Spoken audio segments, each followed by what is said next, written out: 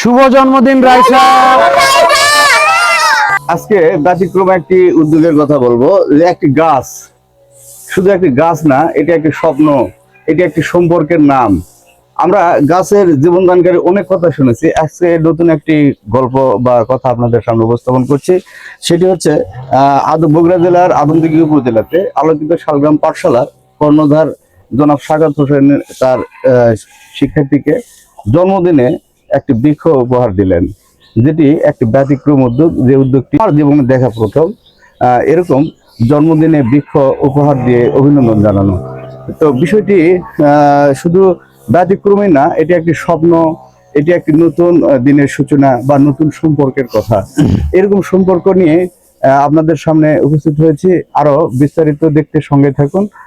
আমরা এ পর্যায়ে কথা বলবো আমাদের সেই ছোট্ট মামুনির সঙ্গে। আলহামদুলিল্লাহ, ভালো আছি। তো জন্মদিন অনুভূতিটা কেমন আপনার? আমার আজকে এই জন্মদিনে স্যার আমাদের জন্য গাছ লাগাতে আসছে।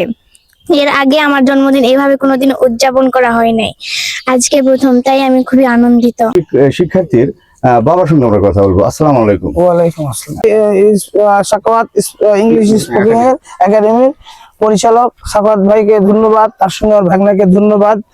এই যে সাখাওয়াত ভাই যে উদ্যোগটা নিয়েছে, হয়তো দেখা যাচ্ছে আমরা দেখতে সচরাচর দেখি যে ধরেন যে কারো জন্মদিন হইলে হয়তো কেক কাটা, ওটা খাওয়া দাওয়া করে শেষ হয়ে যায়। আজকে এই যে সাখাওয়াত ভাই কিংবা আপনারা সবাই মিলে যে উদ্যোগটা নিয়েছেন, এই গাছ লাগানো, বৃক্ষরোপণ, এটা কিন্তু সারা দিনের স্মৃতি হিসেবে থেকে যাবে। সে যতই বড় হোক, আমরা ধরেন যে অনেক বড় হবে এবং বলবে সাখাওয়াত ভাইয়ের কথাও মনে রাখবো, আপনার কথাও মনে রাখবো। যাক, এরকম উদ্যোগ যেন সকলে নেয়, তাতে পরিবেশও ভালো থাকবে, মানে ছাত্রছাত্রীর মন মানসিকতাও ভালো থাকবে। খুব আনন্দিত এবং খুব ভালো একটা উদ্যোগ। আমি আশা করি এটা যেন ছড়িয়ে পড়ুক সবার মাঝে। সেই সঙ্গে তার জীবনে চলার পথ গাছের মতো গাছজন মানুষের সেবা দিয়ে আসে, সেজন্য দেশ এবং দশের কাজে আসতে পারে। এই গাছ এবং গাছের কথা এবং এরকম সুন্দর পরিবেশ নিয়ে আরো তথ্য বা ভিডিও দেখতে সঙ্গে থাকুন। আপনাদের সবাইকে শুভেচ্ছা এবং অভিনন্দন জানিয়ে আজকের পর্ব এখানেই শেষ করছি।